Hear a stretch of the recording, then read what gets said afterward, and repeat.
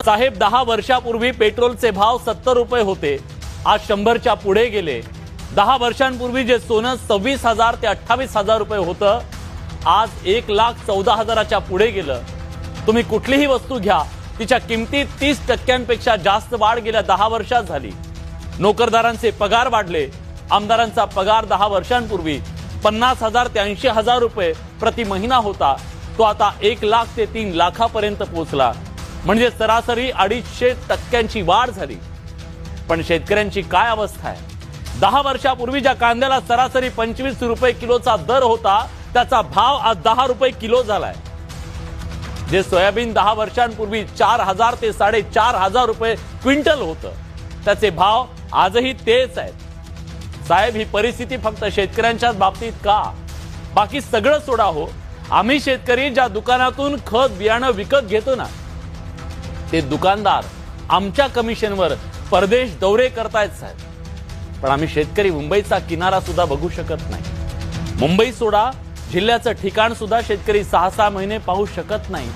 इथल्या शेतकऱ्याची आर्थिक परिस्थिती आहे। आमचं हे गाऱ्हाणं तुमच्या कार्यक्रमात नक्की मांडा, असं म्हणत त्यांनी फोन ठेवला। राज्यातला शेतकरी आज अस्वस्थ आहे, त्याच्यावर अक्षरशः आभाळ कोसळलं। रानावर, शिवारावर, गावावर दुःखाचे ढग दाटून आले। या काळात जिथं डोलणारी पिकं आणि पक्ष्यांचा चिवचिवाट असावा ना, तिथं स्मशान शांतता आहे। शेताचा जणू मसनवाटा झालाय। पितृ पंधरवाड्यात पिंडाला कावळा शिवावा म्हणून कावळ्याची वाट पाहतात, तशी पंचनाम्यासाठी शेतकरी माणसं सरकारी कर्मचाऱ्यांची वाट पाहत आहेत। तिकडे उत्तर महाराष्ट्रातल्या कांदा उत्पादक शेतकऱ्यांच्या डोळ्यात अक्षरशः पाणी आहे। रडवतोय कांदा। मार्च महिन्यापासून तळहाताच्या फोडासारखा जपलेला कांदा रस्त्यावर उकिरड्यात फेकून द्यायची वेळ आली। 1 क्विंटल कांदा पिकवण्यासाठी 1,500 ते 2,000 रुपये खर्च येतो, असं सरकार स्वतः सांगतंय। आज कांद्याचा भाव किती आहे? 10 रुपये किलो। म्हणजे भांडवली खर्च सुद्धा निघत नाहीये। कष्टाचं मोल वगैरे कुठे घेऊन बसलाय?